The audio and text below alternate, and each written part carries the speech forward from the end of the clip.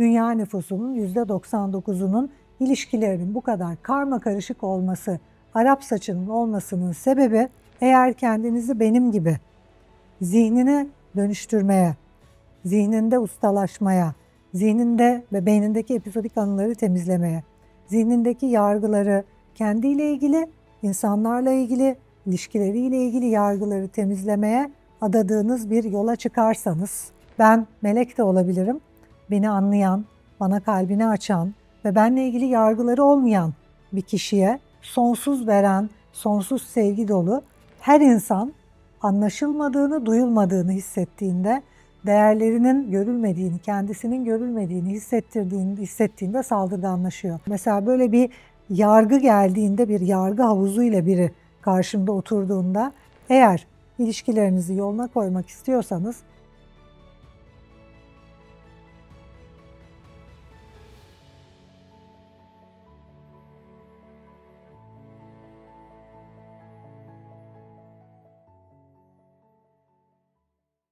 merhaba, 21 günlük ilişki bilinci yolculuğunda 3. bölümdeyiz. İlişkilerde böyle birçok kişi çok karmaşık durumlar yaşıyor. Tabii ki de evet karmaşık, o karmaşıklığın neden olduğunu şimdi anlatacağım. Bir kere birincisi, bizim kendimizle ilgili yargılarımız var. Kendimizle ilgili doğduğumuz günden itibaren kendi insanlığımızla ilgili, kendimizle ilgili, kim olmamız gerektiğiyle ilgili, nasıl davranmamız gerektiğiyle ilgili, doğru insanın ne olduğu ile ilgili, neyi bugüne kadar doğru, neyi bugüne kadar yanlış yaptığımızla ilgili birçok yargımız var. Bu yargılara bağlı olarak da epey bir çoğumuzun pişmanlığı, suçluluğu, kendimize karşı kızgınlığı ve bununla birlikte aynı zamanda tersi olan duygular, yani gurur, kendimizle böbürlendiğimiz, çok doğru, çok iyi bir şey yaptığımızı falan düşündüğümüz, kendimizi şişirdiğimiz durumlar var. Yani birincisi, bizim daha kendimizle ilgili kafamız net değil. Daha kendimizin gerçeğini görmüyoruz. Birçok insan daha kendisiyle ilgili bile çok fazla yargıya, yani kendisiyle ilgili bile illüzyonlara sahip. Kaldı ki karşımızdakiyle ilgili de dağ gibi illüzyonlara, dağ gibi yargılara sahibiz. Çünkü hem karşımızdaki kişiyle ilgili sahip olduğumuz bir takım yargılarımız olabilir. Eğer bu kişi işte anneniz, babanız, kardeşiniz, geçmişten işte çocukluk arkadaşınız veya 20 senedir tanıdığınız, 25 senedir tanıdığınız biri ise geçmişten olan ilişkilerinizle ilgili, onunla deneyimlerinizle ilgili bir takım yargılarınız olabilir. Onun geçmişte olduğu kişiyle ilgili kafanızda oturmuş bir takım fikirler olabilir. Belki 15 yaşındaki, belki 10 yaşındaki, belki 20 yaşındaki halini hatırlıyorsunuz. Şu anda o 40 yaşında, o insan değil, bambaşka insan. Belki yaşadığınız bir takım deneyimden işte onun bazı karakter özelliklerinin iyi, bazı karakter özelliklerinin kötü olduğunu düşündünüz. Onun kötü bir insan olduğunu düşünüyorsunuz, onun iyi bir insan olduğunu düşünüyorsunuz, onun meleksi olduğunu düşünüyorsunuz, onun çok zeki olduğunu düşünüyorsunuz, onun çok aptal olduğunu düşünüyorsunuz. Yani birincisi, kendimizle ilgili yargılarımız sebebiyle kendimizin kim olduğunu tam olarak anlamadığımız bir bilinç halindeyiz. Birçok insan bu durumda.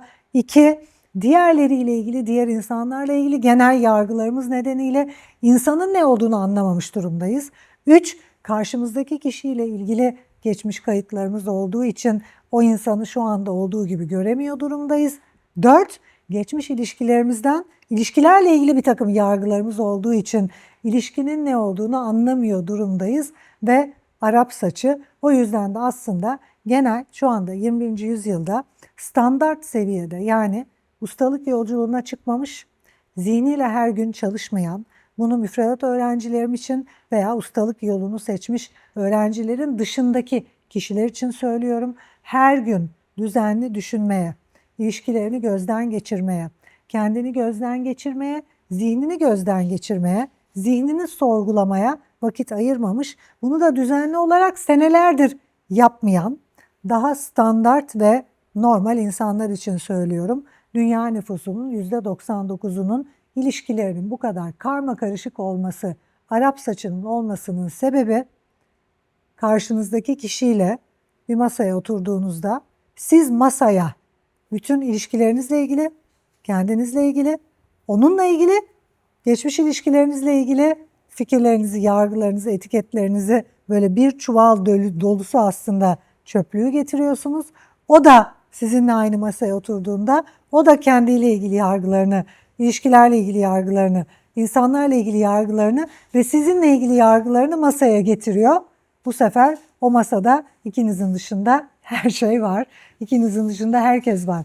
Annesi babası var, işte kendiyle ilgili fikirleri var, seninle ilgili fikirleri var. Senin geçmişinde geçmişindeki kişi olarak seninle ilgili fikirleri var da var.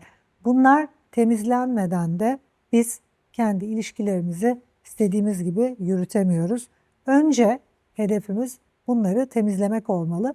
O yüzden de bu bölümde sizi böyle bir düşünme yolculuğuna çıkarmak istiyorum. İlişkilerinizle ilgili, karşınızdaki kişinin kim olduğu ile ilgili size şöyle bir egzersiz vereceğim.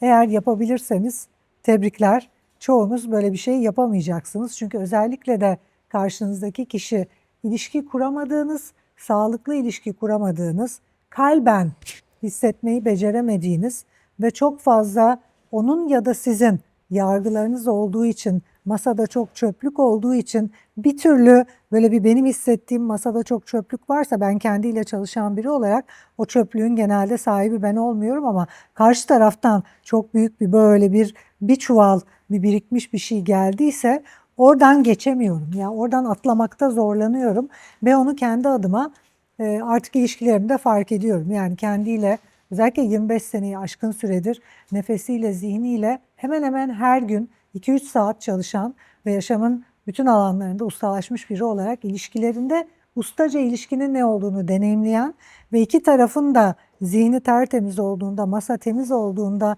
nasıl kalpten kalbe harikulade ruhsal bağ kurulduğunu, hiçbir anlaşmazlık olmadığını, iki tarafın da birbirine nasıl alan tanıdığını, iki tarafın da nasıl anlaşılmış, tanınmış, anlaşılmış hissettiğini bilen ve deneyimleyen biri olarak özellikle genelde karşı tarafta ama geçmişte ben de getiriyordum tabii ki de artık olmuyor ama bundan 20 sene önce ben de getiriyordum tabii ki masaya çöplüğümü.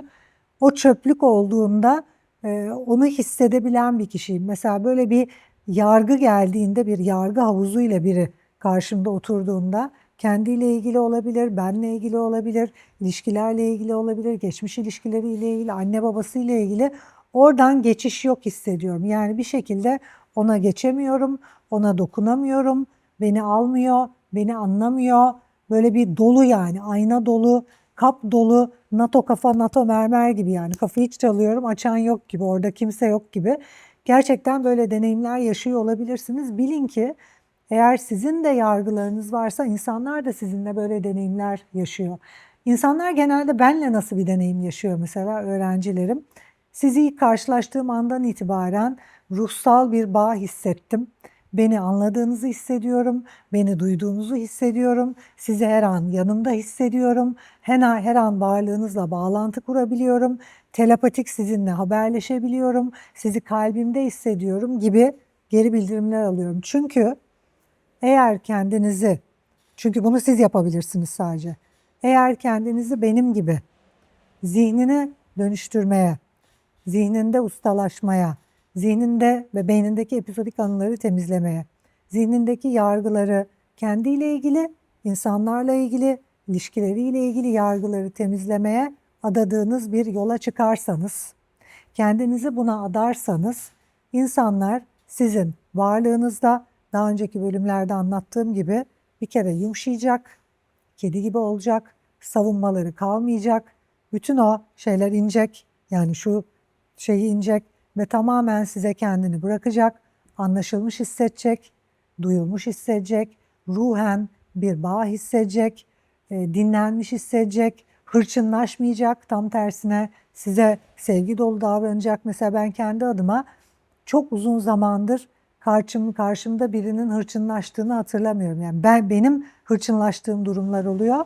Benle ilgili yargılarını bana yansıttığı için insanlar, çünkü yargıyı kime yansıtıyorsan o kişiyi ok atmak gibi o kişiyi hırçınlaştırıyorsun. Benim hırçınlaştığım oluyor ama benim karşımda varlığımda birinin hırçınlaştığını ben ya herhalde bir 20 seneyi aşkın süredir deneyimlemiyorum. O yüzden de bilin ki insanları biz kendi auramızın içine alıyoruz, zihnimizin içine alıyoruz. Bana insanların nasıl davrandığından ben sorumluyum. Bunu unutmayın. Size insanların nasıl davrandığından siz sorumlusunuz. Kim olduğunuzdan ve kime dönüştüğünüzden de aslında genelde karşı taraf sorumlu. Çünkü bir insan, özellikle de tam bir insan, potansiyelinin tamamını gerçekleştiren bir insan, şeytan da olabilir, melek de olabilir. Onda neyi ortaya çıkardığınızla ilgili. Dolayısıyla kendi adıma ben bunu söyleyebilirim. Ben melek de olabilirim. Beni anlayan, bana kalbini açan ve benle ilgili yargıları olmayan bir kişiye sonsuz veren, sonsuz sevgi dolu, benle ilgili yargıları olan, dikenleri olan, eleştirileri olan, kalıpları olan, zihniyle çalışmamış, zihni kirli ve kendiyle ilgili, benle ilgili, geçmişteki ilişkilerle ilgili bütün o çöplüğünü masaya getiren ve o saldırılarıyla karşımda olan bir insana, bir şeytana da dönüşebilirim. Dolayısıyla beni neye dönüştürdüğün seninle ilgili, benim varlığımda nasıl hissettiğin, benim varlığımda kim olduğun ve bana nasıl davrandığın benle ilgili. O yüzden de sıkça söylüyorum ya, ustaların baktığı yöne kitleler bakmaz. Ustalar kitlelerin tersini anlatır. Ustalar kitlelerin tersini söyler. Kitlelere, standart insanlara, insanlığı güçsüzleştirmek için, çünkü gücünü elinden almak gibi bir şey. Eğer benim karşımda senin saldırganlaşman, senin sorumluluğunsa, ben burada bir sorumluluk almıyorsam bu beni güçsüzleştiriyor ama bu bir illüzyon. Ama bu illüzyon öğretiliyor yüzyıllardır insanlara, standart insanlara, kitlelere, kölelere, kuzulara bu anlatılıyor ve deniyor ki karşı taraf saldırganlaşıyorsa bu onun problemi. Ben de diyorum ki karşı taraf saldırganlaşıyorsa bu benim problemim. Bu benim bir bilincimin problemi. Çünkü karşımdaki her insan gibi bir insan, her insanın mutlaka biliyorsunuz, her insanın sevgi dolu yumuşacık versiyonu da var. Her insan her insan anlayışlı olunduğunda, değerlerine saygı duyulduğunda, duyulduğunu, anlaşıldığını hissettiğinde yumuşacık sevgi dolu oluyor. Her insan anlaşılmadığını, duyulmadığını hissettiğinde, değerlerinin görülmediğini, kendisinin görülmediğini hissettiğinde saldırganlaşıyor. O yüzden kitlelerin uyguladığı formüllerin tersini uyguluyor ustalar ve kitlelerden duyamayacağınız bilgileri duyacaksınız benden. Eğer ilişkilerinizi yoluna koymak istiyorsanız bir kere öğrencilerim gibi ve benim gibi şunu anlamalısınız. Karşı tarafın bana nasıl davrandığını ben belirliyorum, bilincim belirliyor. Bana çok uzun yıllardır saygısız veya hırçın veya ters davranan hiç kimse olmadı. Evet, kendi yargılarıyla orada olan ve beni tam dinlemeyen, duymayan, duvar gibi olan oldu. Ama davranışlarında benim bilincimin alanına girdiği için hala daha nazik, hala daha sevgi dolu, hala daha sevgi dolu olmaya devam ettiler. Çünkü bunu benden dolayı yapıyorlar. Bir insanın karşınızda kime dönüştüğü, size karşı nasıl davrandığı, size karşı nasıl sevgi dolu olduğu, nasıl saygılı olduğu sizden dolayı. Bir insanın bir insanda saldırganlığı veya tersliği veya o sert enerjiyi ortaya çıkarışınız da sizden dolayı. Çünkü bilincimde eğer ona bir saldırı varsa o saldırıyı hissediyor. Hiç kimse bizim zihnimizden bağımsız değil ve saldırganlaşıyor. Ben de saldırganlaşıyorum. Değerlerim görülmediğinde, anlaşılmadığımda karşı taraf da saldırganlaşıyor. O yüzden eğer süt liman, sevgi dolu, harika ilişkiler yaşamak istiyorsanız kendi adınıza yapmanız gerekeni yapıp zihninizle çalışmak mecburiyetindesiniz. Kendinizle ilgili, diğerleriyle ilgili, insanlıkla ilgili yargılarınızın üzerine çalışmak mecburiyetindesiniz. Evet, şimdi özel ilişkilerden başlayalım mı? Özel ilişkide olduğunuz ya da özel ilişki olarak aklınıza gelen sevgiliniz olabilir, eşiniz olabilir, ara sıra görüştüğünüz biri olabilir. Yani bir şekilde daha iyi ilişkiler içinde olmayı istediğiniz ama takıldığınız, sevgiyi hissettiğiniz ve böyle derinlerde bir yerde bir ruhsal bağ hissettiğiniz, yani çalışılmaya değer bulduğunuz ama bir türlü ilişkinizde bir şeyleri rayına koyamadığınız, böyle bir vibe'ın bir tutmadığı, ondan dolayı ya da sizden dolayı bir şekilde istediğiniz sonuçları alamadığınız bir kişiyi seçin. O kişinin ismi şimdi aklınıza gelmiştir. Bu kişiyle ilgili artı veya eksi bütün yargılarınızı, bütün fikirlerinizi bir kağıda liste yapmanızı istiyorum. Bir deftere veya bir kağıda onun en sevdiğiniz özelliklerini, en sevdiğiniz davranışlarını bir liste yapın. Sonra da başka bir kağıda onun sevmediğiniz özelliklerini ve davranışlarını bir liste yapın veya eylemlerini. Sonra ayrıca onun özellikle değiştirmek istediğiniz, bu bölüm çok önemli, davranışları, özellikleri, söyledikleri, yaptıklarını bir liste yapın. Bir sonraki bölümde bunun üzerine çalışmaya başlayacağız. Eğer beni YouTube'dan izliyorsanız ve eğer bu egzersizlere katılmak, atölye çalışmasından faydalanmak ve bu eğitimi tamamlamak istiyorsanız aşağıdaki linki tıklayabilir ve eğitime hemen kaydolabilirsiniz. Bir sonraki bölümde bizim küçük bir dişle de çalışmaya başlayacağız. Umarım böyle bir minik üzerinde çalışacağınız sembolik bir süs hayvanınız vardır. Bu arada minik olması gerekmiyor. Belki de büyük bir şey almak isteyeceksiniz. Ben bunu tercih ettim. Çok sevimli, çok tatlı olduğu için ve cin gibi bana açık gözlerle bakıp beni aynen benim onu dinlediğim gibi sıfır, hiç yorum yapmadan dinlediği için. Bir sonraki bölümde görüşmek üzere.